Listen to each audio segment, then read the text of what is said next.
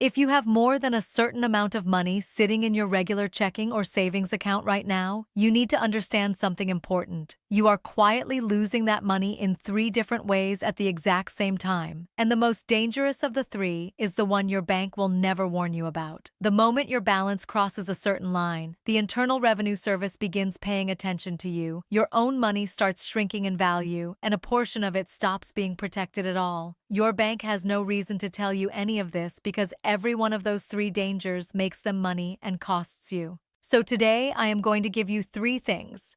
First, the exact amount of money that is too much to leave in a normal bank account. Second, the three quiet dangers of keeping more than that.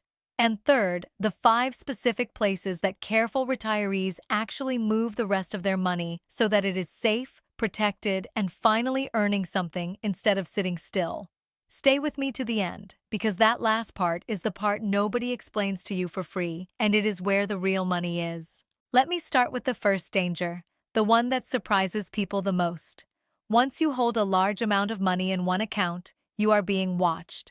Under federal law, anytime more than $10,000 in cash moves through your account in a single day, the bank is required to file a report about it with a federal agency, and that report goes into a government database with your name on it. But it does not stop at cash. The software your bank runs is constantly watching your balance and your habits, quietly looking for anything that breaks your normal pattern. A sudden large deposit, a sudden large withdrawal, money moving in a way it has not moved before. You do not have to do anything wrong to get flagged. You only have to do something different. And the bigger the pile of money sitting in that account, the more attention it draws. The simplest way to stop being watched so closely is to stop keeping so much sitting in the one place that is doing the watching.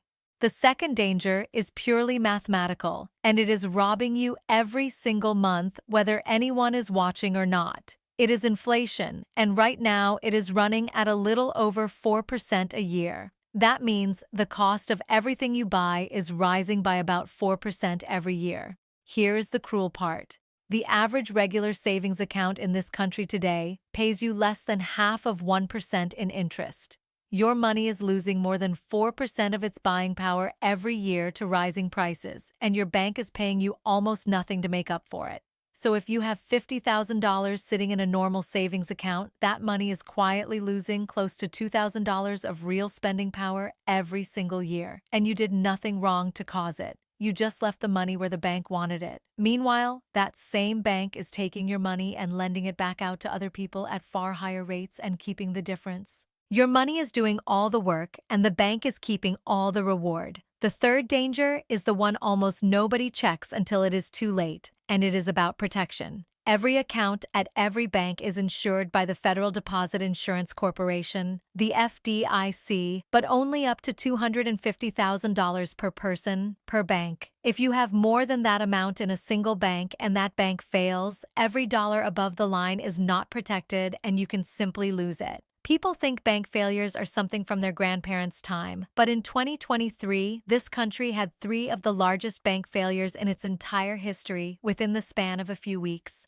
The people who were under the limit were made whole. The people who were over the limit had to wait and worry and hope.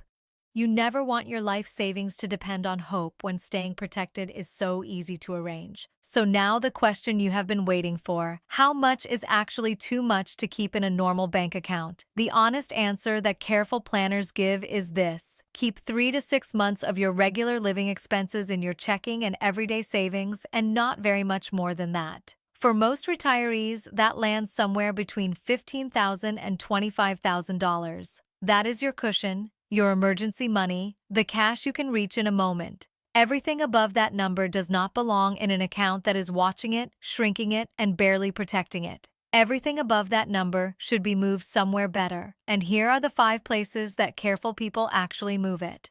The first place is a high-yield savings account at an online bank. These are real, fully insured savings accounts run by well-known institutions that simply operate online instead of on a street corner. Because they are not paying for a fancy branch on Main Street, they pass that savings to you in interest. Right now, these accounts are paying around 4%, sometimes a little more. That is roughly 10 times what your regular bank is paying you on the very same money, with the very same federal insurance protecting it. The money stays completely liquid, which means you can move it back to your checking account in a day or two whenever you need it. Opening one takes about 10 minutes from your kitchen table. The second place is a treasury bill. A treasury bill is simply a short-term loan that you make directly to the United States government, and it is considered one of the safest places on earth to put money. You can buy them in small amounts directly from a government website called Treasury Direct, and right now the short-term ones are paying in the range of 3.5% to 4%.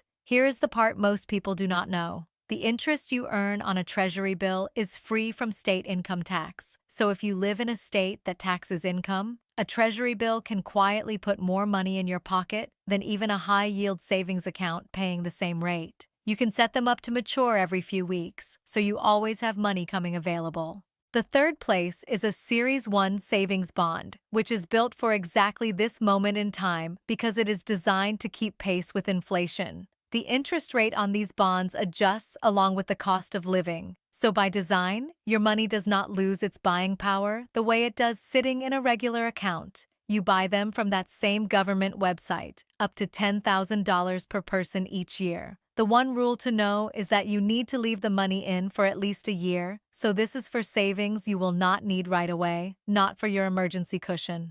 The fourth place is a brokered certificate of deposit. You may already know about regular certificates of deposit at your local bank, where you lock your money up for a set time in exchange for a fixed rate. A brokered one simply means you buy it through an investment account, which lets you shop the rates of hundreds of banks across the country all at once and pick the best ones. Here is the powerful part for anyone with a larger amount to protect.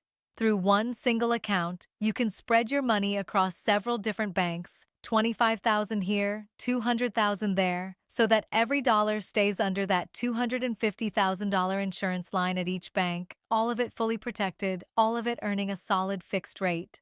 The fifth place is a money market fund held inside an investment account. This is not the same as the money market account at your bank. A money market fund holds very short-term, very safe government-backed debt, and it currently pays in the range of 4 to 5%. It is completely liquid, so you can move the money back to your checking account in about a day.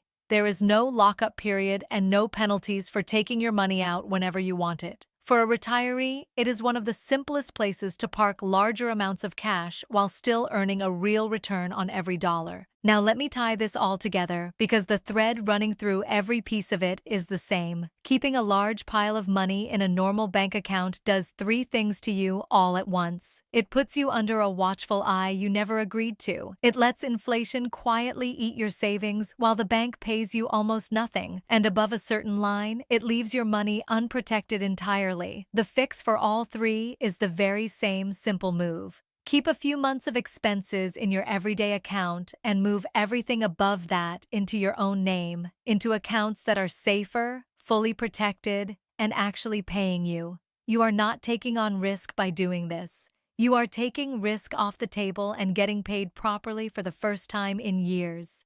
The Internal Revenue Service is never going to call you and explain how to draw less of its attention. Your bank is certainly never going to call you and explain how to earn 10 times more on your money somewhere else, because that money leaving is money it loses. The only person who can decide to move it is you, and the move itself is far simpler than the bank wants you to believe. Most of these accounts can be opened from your own home in less time than it takes to drive to the branch. I will put the names of these account types and the steps to set them up in the description below.